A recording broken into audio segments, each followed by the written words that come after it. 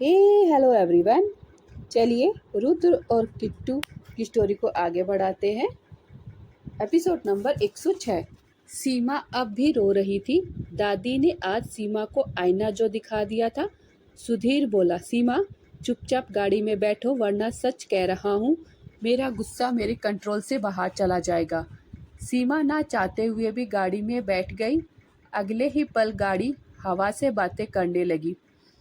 दादी ने नील को देखकर कहा, तेरी शादी तो इस सदी की सबसे महान शादी है जो बहुत ही अजीबोगरीब तरीके से हुई है।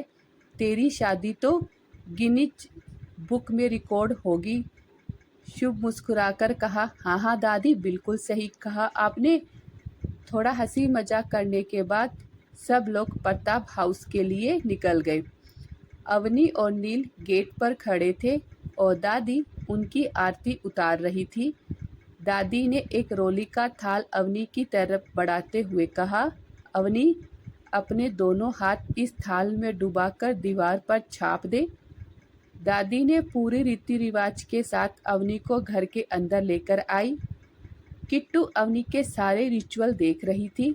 कहीं ना कहीं किट्टू को दिल में दर्द हो रहा था क्योंकि उसका तो ऐसा स्वागत हुआ ही नहीं था। उसे तो रुद्र ने हाथ पकड़कर लगभग खींचता हुआ फार्म हाउस के हॉल में छोड़ दिया था। उसके बाद 3 महीने तक रुद्र ने किट्टू को टॉर्चर किया था। रुद्र ने जो किट्टू को देख रहा था उसे समझ आ गया। किट्टू को पुरानी बातें याद आ गई। रुद्र ने दादी को देखकर कहा, दादी यह सब रस्में किट्टू की भी नहीं हुई ना, तो किट्टू की भी रस्म करवा दो। दादी बोली, अरे हाँ, मैं तो भूल गई। दादी ने फिर किट्टू को अपने पास बुलाया और वही थाल देकर कहा, ले किट्टू, तू भी अपने दोनों हाथ इसमें डुबाकर दीवार पर छापा लगा दे। किट्टू के चेहरे पर थोड़ी सी मुस्कान आ गई। देर से ही सही, लेकिन उसका भी आज एक बहू की तरह स्वागत हो गया। किट्टू ने जल्दी से अपने हाथ थाल में डुबाए और दीवार पर लगा दिए। दादी ने किट्टू और रुद्र की आरती कर कर अंदर बुलाया।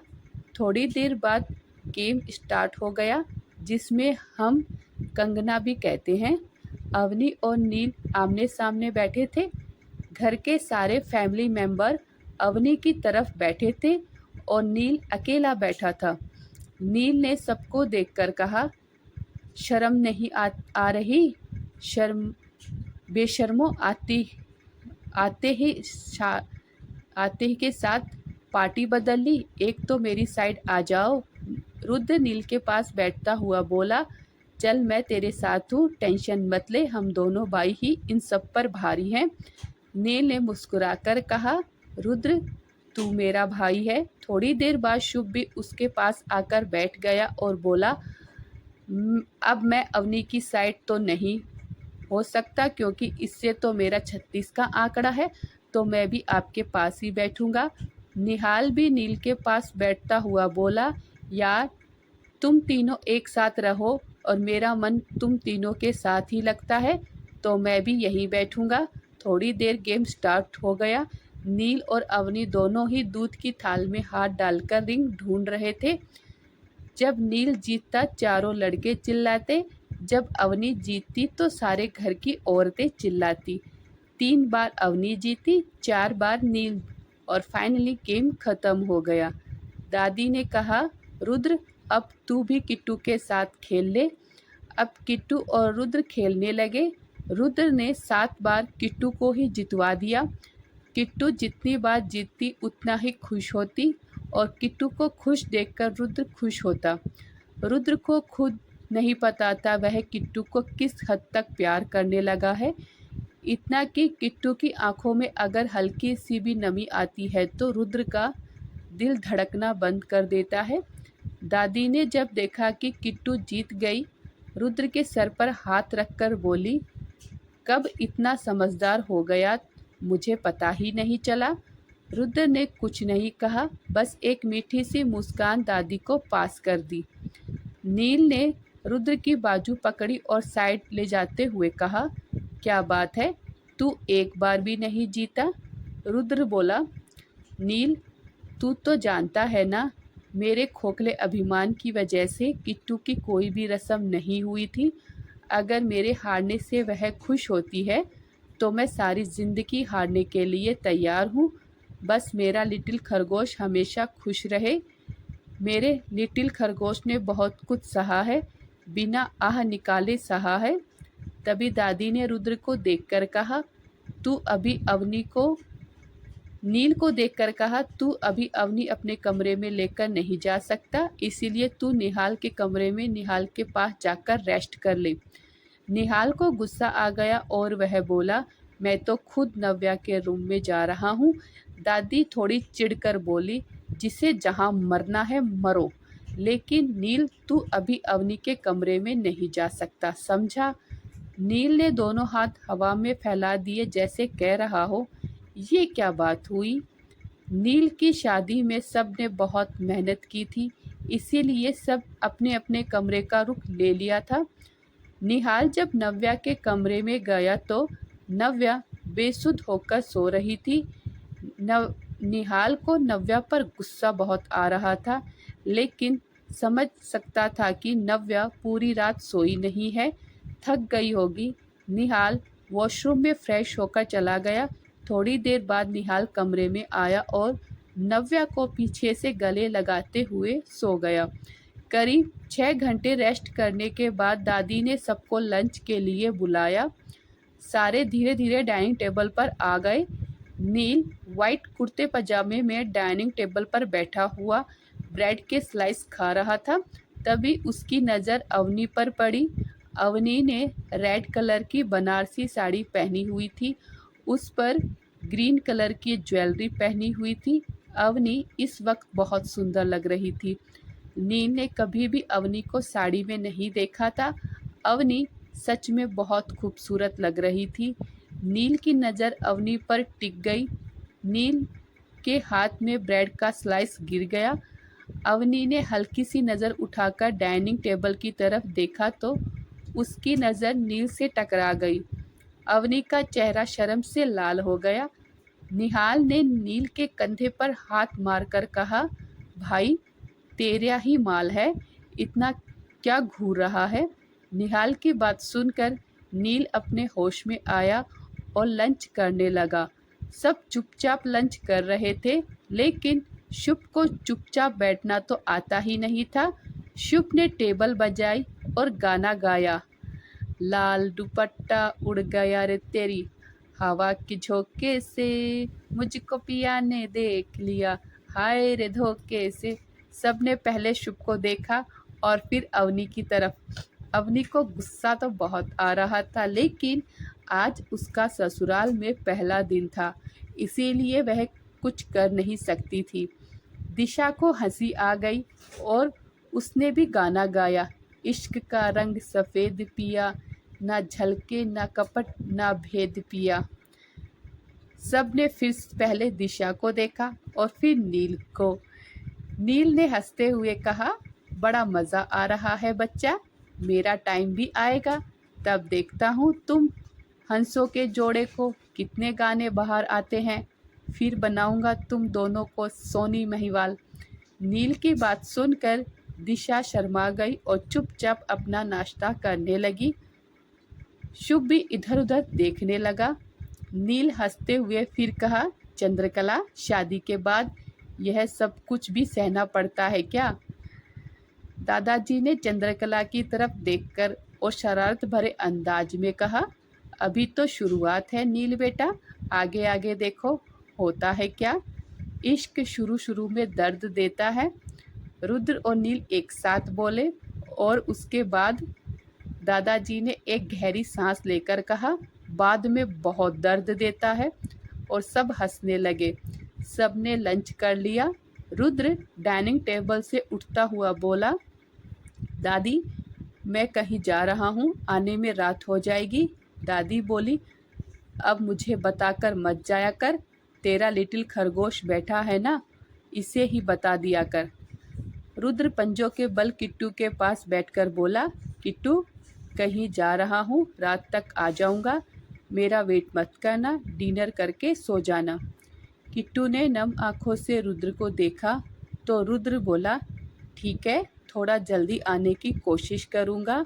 ओके मेरा लिटिल खरगोश। किट्टू ने हाँ में गर्दन हिला दी। तभी नील भी अपने टेबल से खड़ा होकर बोला, दादी मुझे भी कुछ काम है, मैं भी जा रहा हूँ। दादी ने दोनों को देखा और बोली, दोनों का दिमाग खराब है, कहाँ चल दिए तुम दोनों? कल ही शादी हुई है और तुम दोनों चल दिए। रुद्र का तो समझ आता है। नील तू कहाँ जा रहा है? नील बोला, चंद्रकला बहुत ज़्यादा ज़रूरी काम है, वरना चंद्रकला आपको छोड़कर मेरा मन कहाँ करता है कहीं जाने का। दादी ने नील के गाल पर हाथ रखकर कहा, अच्छा, कहीं पर निगाहें कहीं पर निशाना। अवनी का चेहरा उदास हो गया। अवनी नील से बात करना चाहती थी, लेकिन नील और अवनी शादी के बाद कुछ मिनट भी अकेले नहीं हुए थे। अवनी सबके सामने बोलना तो नहीं चाहती थी, लेकिन फिर भी उसने हिम्मत करते हुए कहा, नील मुझे आपसे बात करनी है, 5 मिनट, उसके बाद आप जहाँ जाना चाहते हैं वहाँ चले जाइए। अवनी का ऐसा कहने से शुभ और निहाल ने एक साथ सीटी मारी। नील अवनी के दिल की हालत समझ रहा था। नील ने गुस्से में निहाल और शुभ को घूरा। दोनों ने ही अपनी आंखें नीचे कर ली। नील ने अवनी से कहा, ठीक है चलो, क्या बात करनी है? नील अवनी को लेकर किचन में आ गया। अवनी नम आंखों से कुछ बोल पाती उससे पहले ही नील अवनी को कमर से पकड़कर खुद से लगाते हुए कहा, हाँ बोलो, क्या कहना था? अवनी की हिम्मत नहीं थी नील को कुछ भी बताने की, फिर भी उसने हिम्मत करते हुए कहा, नील जब मैं कन्नाडा गई थी ना, तब मैं आपको भूलना चाहती थी, लेकिन भूल नहीं पाई। अवनी ने ज़्यादा कुछ बोलती उससे पहले ही नील का फ़ोन वाइब्रेट होने लगा।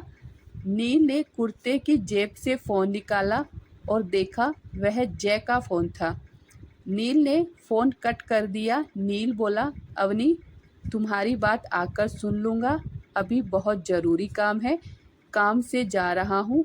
नील ने अवनी को छोड़ दिया। नील बाहर की तरफ जाने लगा तो अवनी ने उसका हाथ पकड़कर फिर कहा, बस एक बार सुन लो। नील ने अवनी के गाल पर हाथ रखकर कहा, बहुत ज़्यादा ज़रूरी काम से जा रहा हूँ, आकर सुन लूँगा, वादा करता हूँ पूरी रात तुम्हारी बात सुनूंगा। नील अवनी के पास से चला गया और अवनी की आंखों में जो आंसू थे वो झलक आए। नील और रुद्र दोनों बाहर निकले। नील ने रुद्र से पूछा, तू कहाँ जा रहा है? रुद्र बोला, मैंने भी विहान का किडनैप किया है, अब उसे आज़ाद करने जा रहा हूँ, पर तू कहाँ जा रहा है? नील स्टाइल मारते हुए बोला, मैंने शैंकी का किडनैप करवाया है, उसे ही ठीक करने जा रहा हूँ। रुद्र बोला, फिर तो मेरी और तेरी डेस्टिनेशन एक ही है, फार्म हाउस। दोनों गाड़ी में बैठ गए और फार्म हाउस की तरफ निकल गए। इधर रुद्र और नील दोनों ही फार्म हाउस पहुँच गए थे। जय और वीरू वहीं थे और दोनों ही उबासियाँ ले रहे थे। दोनों ही कल रात से सोए नहीं थे।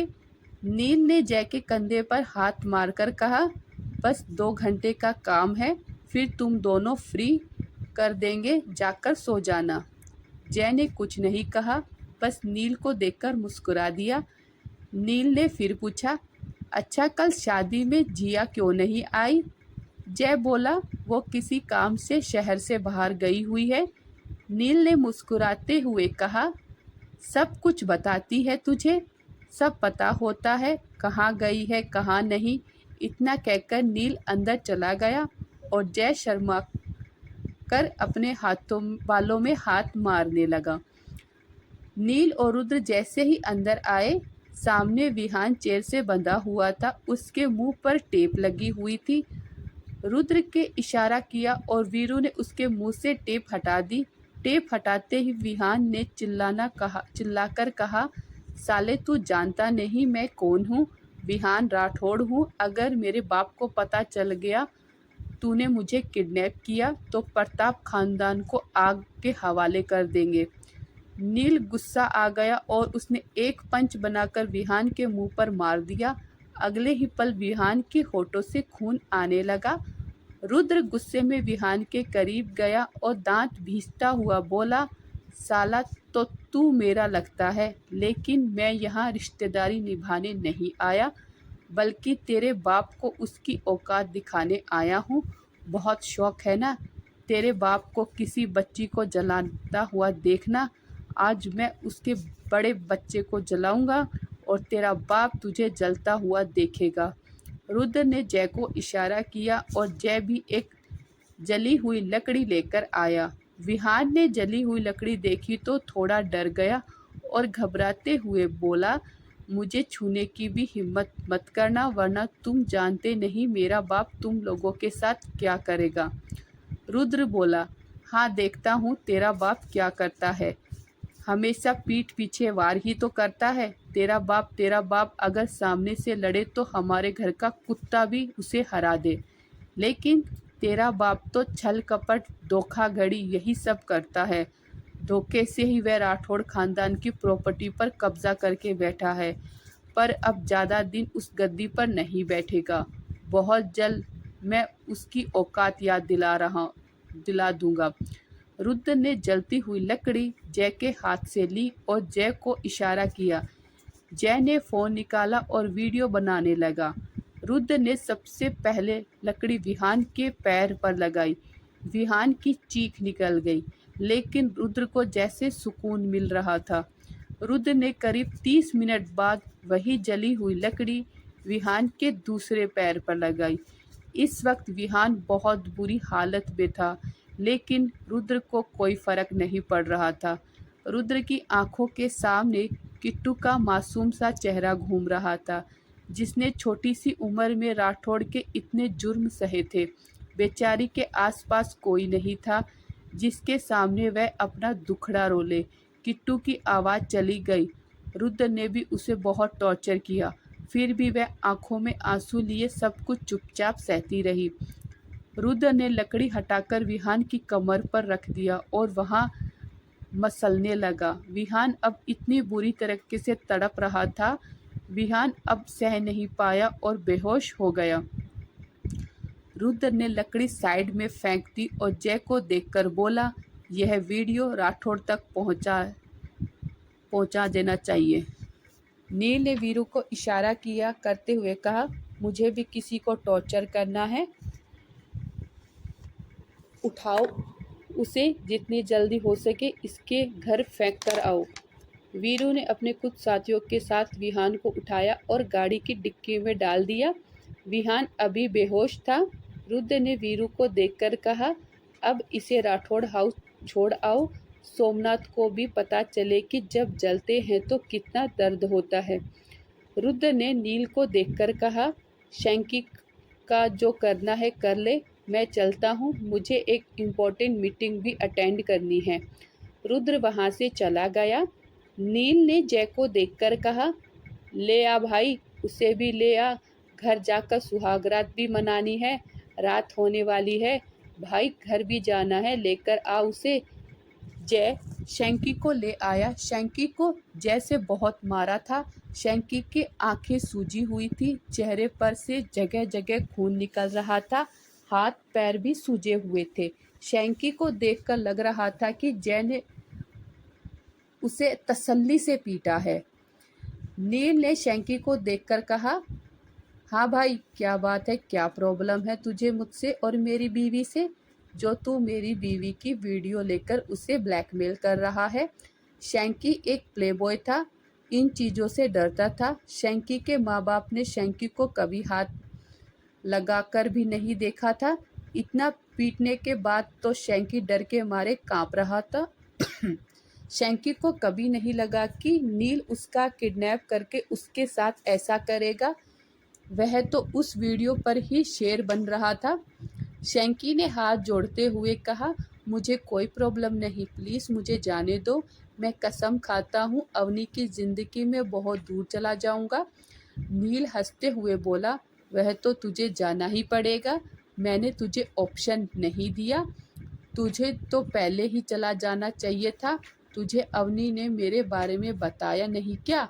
मैं कैसा हूँ?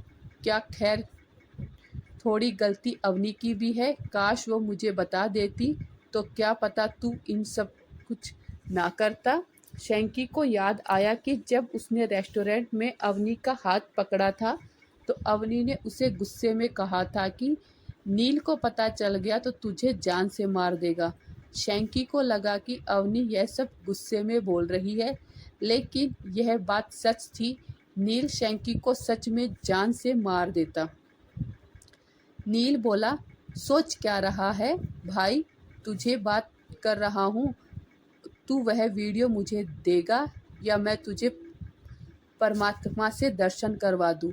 शैंकी बोला, वीडियो तो फ़ोन में है और वह फ़ोन तो आपकी बॉडीगार्ड ने कब का तोड़ दिया है।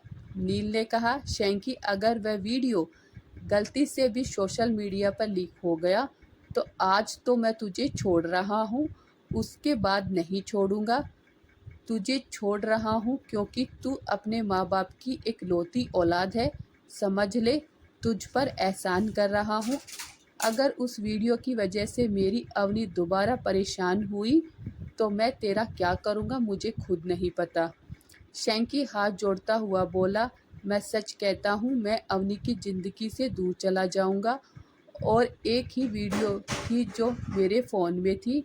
मेरा फ़ोन आपके बॉडीगार्ड ने तोड़ दिया है। नील आगे कुछ बोलता उससे पहले ही उसकी नज़र गेट पर पड़ी जहाँ अवनी आंखों में आंसू लिए खड़ी थी। नील ने सपने में भी नहीं सोचा था कि अवनी उसका पीछा करते हुए यहाँ तक आ जाएगी। नील ने अवनी को देखा तो हाथ बढ़ाकर कहा, अवनी मेरे पास आओ।